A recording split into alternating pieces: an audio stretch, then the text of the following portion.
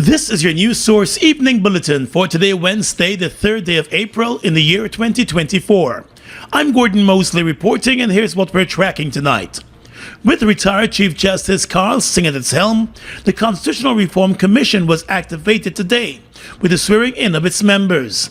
17 of the 20 commissioners took the oath of office before President Irfan Ali, who urged them to put their best efforts forward as they work to reshape and, more importantly, strengthen the country's constitution. The president noted that the constitution should serve as a timeless blueprint for governance while reflecting enduring principles and values. However, the dynamic and evolving nature of the world necessitates periodic updates and reforms, the president noted. The constitution was last amended in 2000. As it prepares to undergo another reform process, the president urged the commission to be comprehensive in its approach. The Constitutional Reform Commission Act 2022 outlines some key areas which should be considered for potential reforms.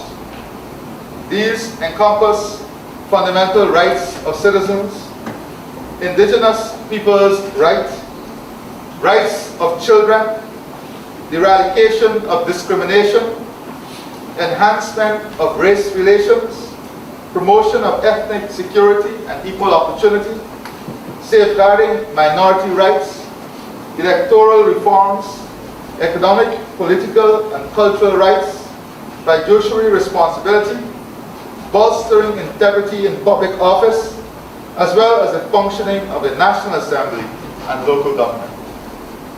As you will observe, these areas are wide-ranging, but not exhaustive of the scope of the work of the Commission. According to President Irfan Ali, the Constitution must remain a living document and that will be able to respond to new and emerging challenges, including societal changes, while still upholding its core principles and protecting the rights of citizens. As an integral element of the social contract between citizen and the state, the Constitution is designed to embody the collective aspirations of the people, while safeguarding their rights and promoting their empowerment. Consequently, the Constitution must be drafted in clear and accessible language, comprehensible to the average individual. This ensures that all citizens can understand their rights and obligations, thereby facilitating active participation in the democratic process and reinforcing the mutual understanding between the government and the governed. Justice Carl Singh was appointed chairman of the Constitutional Reform Commission by President Irfan Ali, while the Attorney General Anil Nandlal, the Parliamentary Affairs Minister Gail Teixeira, Health Minister Dr. Frank Anthony, the Minister of Emerging Affairs Pauline Sukai, and the Public Affairs Minister Kwame McCoy were appointed to represent the government on the commission. Meanwhile, the opposition nominated commissioners are Vincent Alexander, Sherwood Lowe, Nigel Hughes, and Ganesh Mahipal. The other commissioners include Aslim Singh of the Labour Movement, Derek John of the National Tush House Council, Ramesh Prasad of the private sector, Kim Kai Thomas of the women's organizations, Daniel Kenai of the youth organizations, Imran Ali of the Muslim organizations, Radha Krishna Sharma of the Hindu organizations, and Adrian Amaya, the farmers' representative. Kamal Ram Karan of the Guyana Bar Association, Keoma Griffith of the Christian Community, and Timothy Jonas of the Join the Parties also form part of the commission. However, they are expected to take their oath of office at a later date. Both Kanai and Griffith currently serve as members of the President Youth Advisory Council. Prime Minister Mark Phillips, acting Chancellor of the Judiciary, Justice Unit Cummings, and the Minister with responsibility for finance, Dr. Ashni Singh, were among the officials who witnessed the swearing in of the Constitutional Reform Commission this morning. More news coming up in just a moment.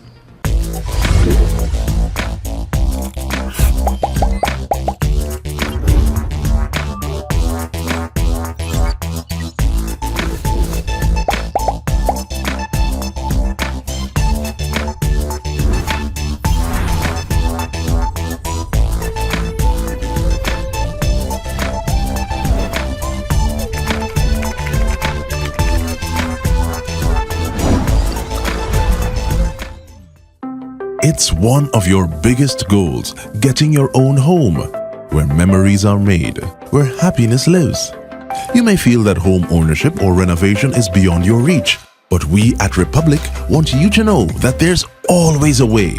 Ask us about our suite of mortgages. Let's help make your housing wishes come true. Or advise on how the equity in your existing home can finance other dreams and goals. Call or go online to learn more. Linden, it's time for the official Linden Town Week Big People Party. This year, Big Man Tour Skylark. Join Go Mosley Entertainment on Thursday the 2nd of May at the Mackenzie Bandstand for 5 big bands: Stitchy, Super Ray, Murphy, the Castro Brothers, and for the first time in Linden, the one-woman band Queen Makiba. But when I see what I was getting, boy, I start to shiver, cause I know I'm unable with that. Give me young boy. Plus DJ Granny Ivy will be live. Party like never before. It's a one-man band and one-woman band fest for Linden Town Week. Thursday the 2nd of May at the Mackenzie Bandstand. Big Man Tour Skylark. Compliments of GTT, Sheriff Security, 592 Tees, Banks Beer, Guinness, and XM Rums. Drink responsibly for the official Linden Town Week Big People Party. Big Man Tour Skylark. Holiday spending put a dent in your cash. Top up your pockets in the Cash Splash promotion. Win over $5 million, including over $1 million in our weekly draws. Just purchase any Buster, Turbo, Fruita, Cool Kids, or Viva. Look for the 8-digit code starting with 786. Then visit Facebook or IG at Buster Guyana or Turbo_Caribbean for more details. Guinness Street Ballers, it's down to the final 8 this Saturday. It's the Guinness Greatest of the Streets, and Sunday for the semi-finals and finals at the National Park. Will Gold is Money make history with a 3rd championship, or is there an upset in the making? Come and support your community and show that you're made of more. Consumers can win free Guinness and Gold premiums with the purchase of every 6 bottles of Guinness. Admission free. Guinness, made of more. Please drink responsibly, 18 years and over. With daily blackouts blanketing the city at times, President Irfan Ali today assured that the $27 million generating sets that arrived in Guyana from the Dominican Republic back in December will be put into full operation soon. The generators are expected to generate 28.9 megawatts of electricity. However, only a percentage of the generating sets have been put into operation. Speaking to reporters today, the president said the remaining generating sets, totaling more than 13 megawatts, are expected to be placed online within weeks. They're working to bring that online, but all of that is taken into account when I said 165 megawatt. So that should be online within a few weeks. And so all the available power will be online. According to the president, once all the generating sets are placed into operation, the Guyana Power and Light Company will have a generating capacity of approximately 165 megawatts of power. However, he noted that the power company continues to face several challenges, including a significant rise in demand, which is expected to peak at about 220 megawatts by the end of this year. In addition to that growth in demand, the president said age infrastructure and lack of redundancy in transmission are among the other factors hampering the company's ability to provide a reliable supply of electricity. For us, it's issues that we're dealing with a very aged infrastructure. Some of these generators are 30 years old. We're dealing with a situation where for 5 years, between 2015 and 2020, there was actually no maintenance. So you have the maintenance issue that you have to catch up on. You have aged infrastructure. And then we're dealing with the exponential growth in the sector itself because of what is happening in the country. The president said his government has already engaged UK Export Finance to explore financing options. He also said the company is also faced with a shortage of human resources. Outside of that, recognize also that there is a human resources gap. And that has to be fixed. We have to get more engineers, more technicians, more linesmen urgently. Because of the demand in the system, because of the use of the system, the expansion in the system, and then we have to deal with the transmission itself. So all of these issues are being dealt with in a bundle. Ali said should the company be unable to source technical personnel locally, a decision will be taken to source the personnel from abroad. Right now, as I speak to you, I have expressed my disappointment. The system needs technical people. There are a number of vacancies. They've been trying to recruit. You're not getting the people, so they're going out once more. If they don't get, then we'll have to bring in that technical support. The power company is also receiving technical support from InterEnergy, an energy company from the Dominican Republic. Opposition Member of Parliament David Patterson has rejected recent statements by President Irfan Ali that the current power problems being experienced by the Guyana Power and Light Company is partly to be blamed on the former APNU-AFC government. In a statement, Mr. Patterson, who served as Public Infrastructure Minister under the APNU-AFC administration between 2020 and 2015, explained that although GPL was operating on a much smaller budget during the coalition's time in office, it was in a better state. He said though there were challenges at GPL when his government left office, those challenges were on course to be resolved. Patterson said the status of the power company remains a matter of national concern, adding that he would readily admit that by June 2020, there were several outstanding challenges still to be resolved. However, he noted the company was heading in the right direction with a very limited budget, adding that with Guyana's increased resources and the importance of the sector to national development, one would have expected some increased momentum in fixing GPL's problems. He said in contrast, significant progress has been reversed by the current government. Patterson said although the government is aware of the challenges facing GPL, it has neglected the company and has placed its attention on the Wills gas-to-energy project. He said comments by the government of the coalition had abandoned the power company are far from the truth, explaining that GPL under the coalition administration procured brand new generating sets, which increased the generating capacity of the company by 50%. MP Patterson said under the current government, the power company procured 17 third-hand containerized generating sets of unknown quality, adding that 5 months after the purchase, only 4 of those sets are operational. He said the remaining sets appear to have various defects that have rendered them inoperable. In September last year, the power company announced that there was an increase in peak demand reaching 182 megawatts. At the time, the power company encouraged power conservation, and there was even a move to remove large companies from the national grid during peak hours. However, the blackouts have returned, with various communities experiencing daily power outages, which could go on for hours.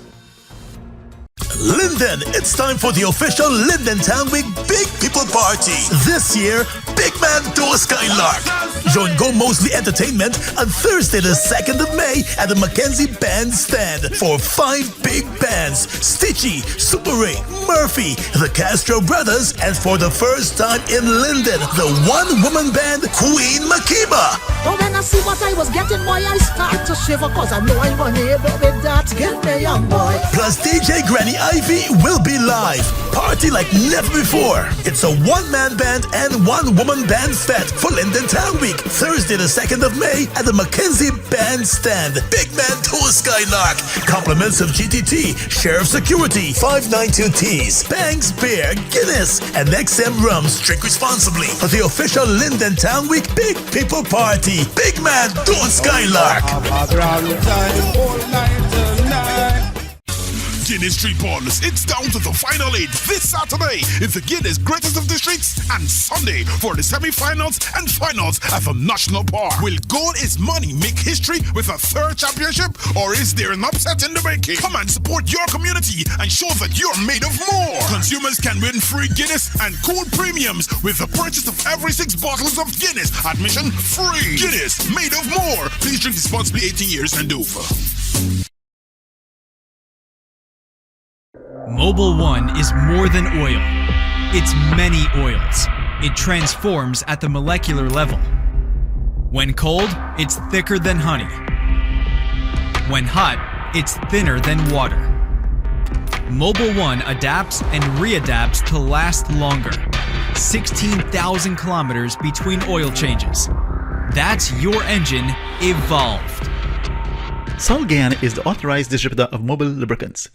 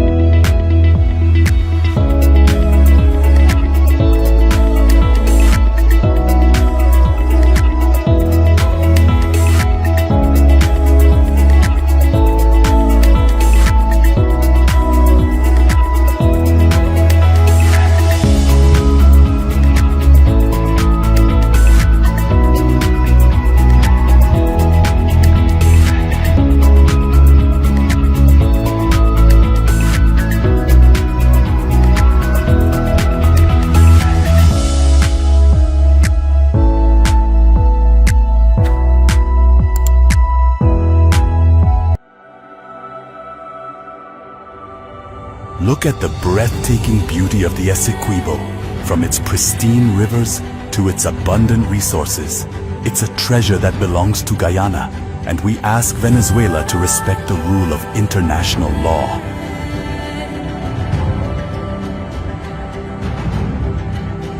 Our commitment to this land is not just about ownership. It's about preserving its beauty and resources for our people and future generations. The controversy between Guyana and Venezuela was settled internationally as full, perfect, and final in 1899. Essequibo belongs to Guyana.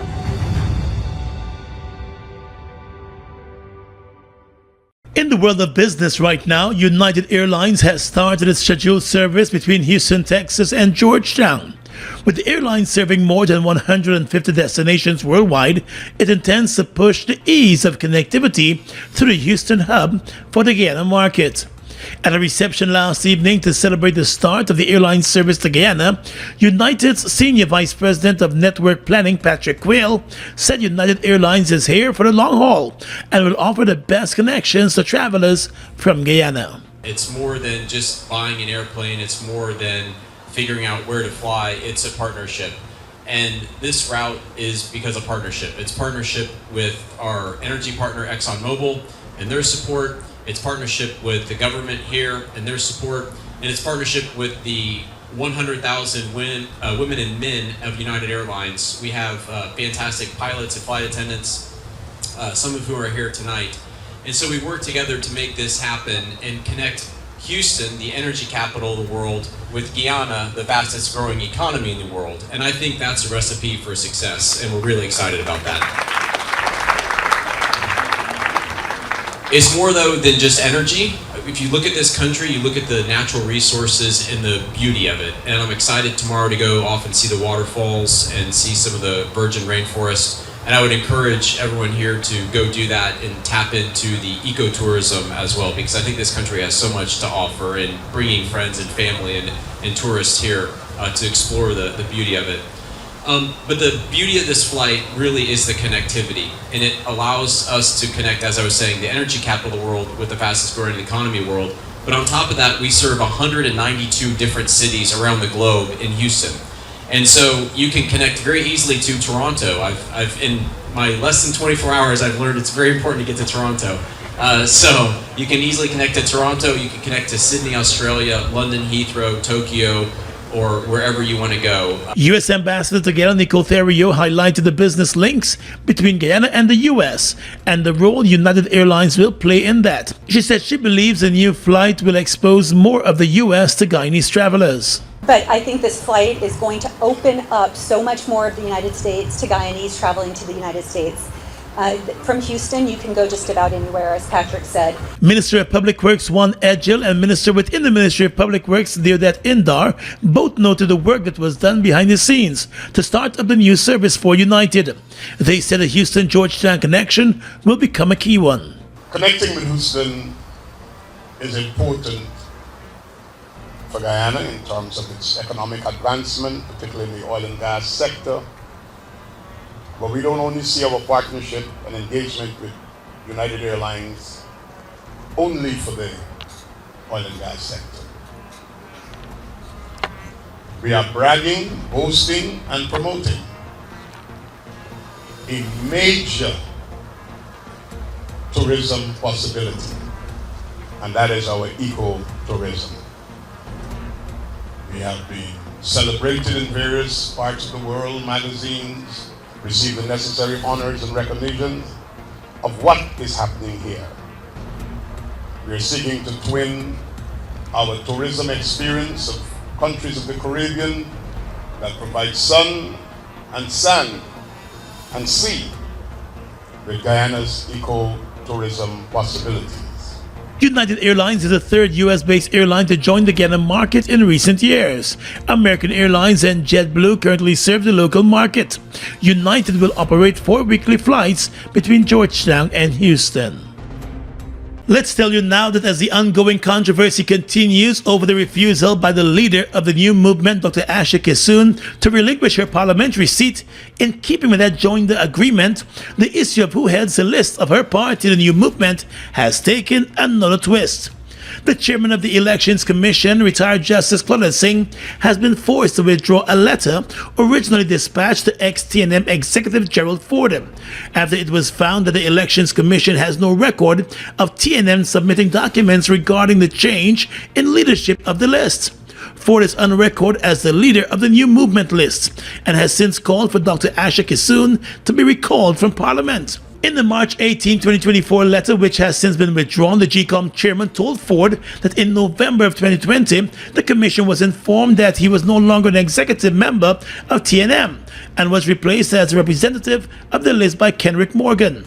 But days later, the GCOM chair was forced to withdraw that letter after the Elections Secretariat indicated that it had no record of TNM submitting the required documents to support a change in the leadership of the list. GCOM Commissioner Vincent Alexander spoke on the issue to News Source. The response of the Secretariat is that there is no evidence that in March of 2022 those documents were submitted.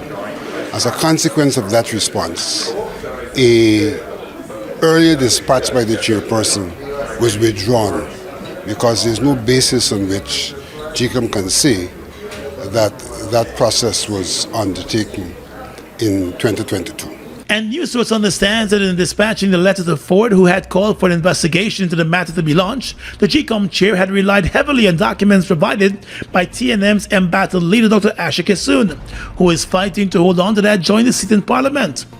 In a letter addressed to the Chief Elections Officer Vishnu Prasad on the 11th of March, Dr. Kissoon said she had formally informed the former CEO, Keith Lowenfield, of the expulsion of Ford and his deputy Josh Kanai from TNM, and their removal as representative and deputy representative of TNM's list of candidates. Attached to that letter were copies of two other letters dated the 16th of November 2020 that were reportedly sent to the Elections Commission by Dr. Kissoon with regards to changes made to the executive of TNM and the leader of the list. In those correspondences, Dr. Kissoon maintained that Morgan now heads the list. It was Morgan who wrote the Commission and Parliament asking that Dr. Kissoon be extracted from the list to take up the seat in Parliament and not Ford. With no record of GCOM ever receiving the required documents, Commissioner Alexander said a grave error may have occurred. Really, the process is a process outside of GCOM. Suffice to say that it raises questions about what GCOM in fact did when she became the parliamentary rep, because the person who signed on that occasion is not someone for whom GCOM has. One of the persons who signed is not someone for whom GCOM had the relevant documentation. And even in the instance of the submission in March this year of documents purportedly originating in November of in 2022, it requires 50% of the candidates to sign to change a rep. And there are only 9 persons who signed. So there are serious questions about the status of the person who purports to be the rep at this time. Initially, when the issue surfaced, the Chief Elections Officer Vishnu Prasad, in a letter to the chairman of GCOM on the 11th of March, said he had received a letter from the Speaker of the National Assembly, Manzoor Nadir, on the 23rd of March 2023, addressed to Morgan in his capacity as representative of the list, and was given assurances by Dr. Kissoon that Morgan was indeed the representative of the list for TNM. The CEO would later inform the Commission that the Secretariat had no supporting documents. When contacted by News Source today, the Chief Elections Officer said the issue is currently engaging the attention of the Elections Commission, and he is therefore unable to provide a further comment on the issue. The Commission has not met in 2 weeks. In the absence of a definitive response from GCOM on the matter, Ford has written to the Speaker of the National Assembly, Manzoor Nadir, asking that Dr. Kissoon be recalled from Parliament. Kissoon has refused to resign from Parliament in keeping with the Join the Parties agreement to make way for the representative of a new and united Guyana to take up the parliamentary seat. Police investigators are probing another fatal road accident. According to a police report, 27-year-old driver and DJ Shamroy Henry of Belmont, Mycone lost his life last evening when he reportedly lost control of his car. The police statement said Henry was driving his car at a fast rate with 3 passengers along the Cottage Mycone Public Road when he lost control of the vehicle and slammed into a concrete fence and a utility pole. The incident occurred just before 9 p.m. last night. The driver and the other 3 persons were pulled from the wreckage by persons in the area and rushed to the Mycone Hospital. The driver died while receiving treatment, while the other persons were admitted with their injuries. Investigations are ongoing this evening. In our search for sophistication and grace, the Super Stylistics team invites you to be part of something extraordinary. Mothers and daughters who possess aura and presence that transcend through time. Step forward and become part of the Mother and Daughter Pageant 2024. Join our legacy as we redefine elegance for generations to come.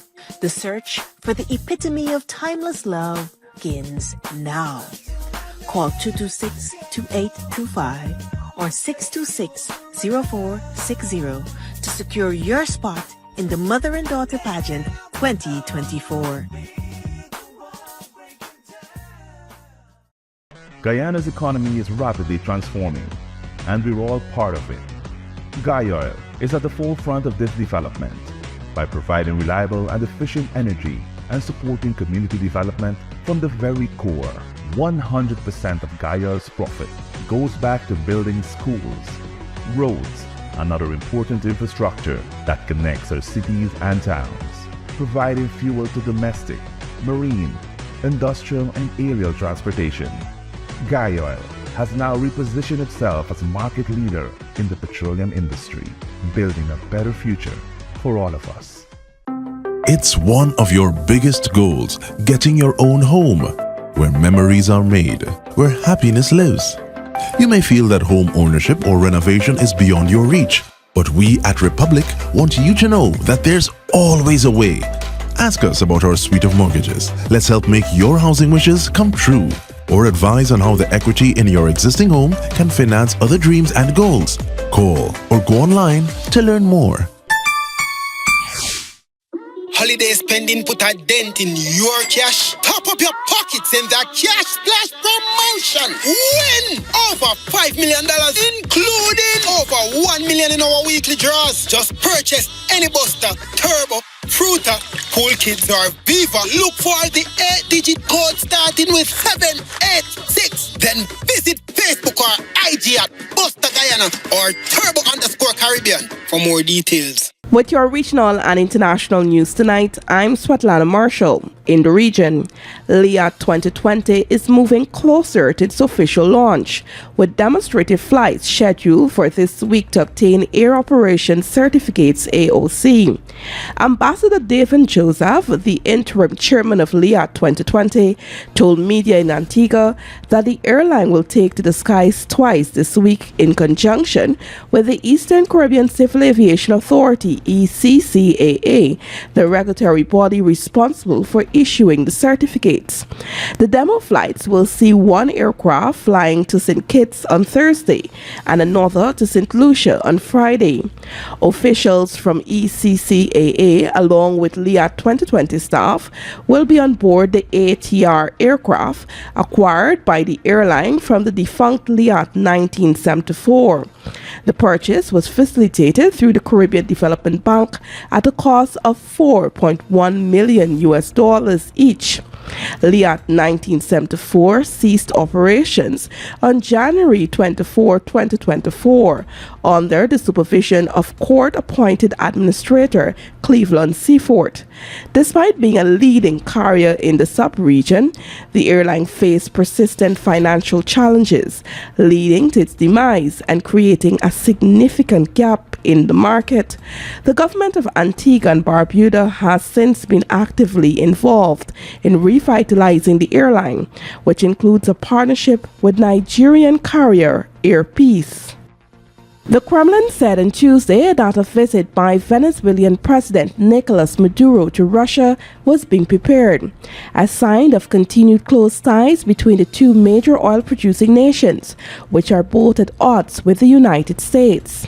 In a call with reporters, Kremlin spokesperson Dmitry Peskov said that the visit was at a high degree of preparation and that all that remained was for them to agree to a date. According to Reuters, Venezuela has in recent years maintained close relations with Russia, offering Moscow a degree of diplomatic support for its campaign in Ukraine. Russia has supported Maduro's government amid an extended confrontation with the United States and prolonged domestic unrest. And finally tonight, international news. Rescue efforts are on the way in Taiwan after a 7.4 magnitude earthquake struck the island's eastern coast, killing at least 9 and injuring more than 900, according to the BBC. Some 127 people are trapped in collapsed tunnels and on mountainous roads along the rock coastline. The epicenter was 18 kilometers south of Hualien City, but strong tremors were felt all the way in the capital Taipei, more than 100 kilometers away. This is the strongest quake to hit Taiwan in 25 years. It also triggered tsunami alerts earlier in the day in nearby Japanese and Philippine islands, which were later retracted. It caused the most damage in Hualien, where buildings fell, roads were blocked, and train lines disrupted, leaving the remote region even more cut off from the rest of Taiwan. And that's your News Source Evening Bulletin for tonight. I'm Svetlana Marshall reporting and encouraging you to stay safe.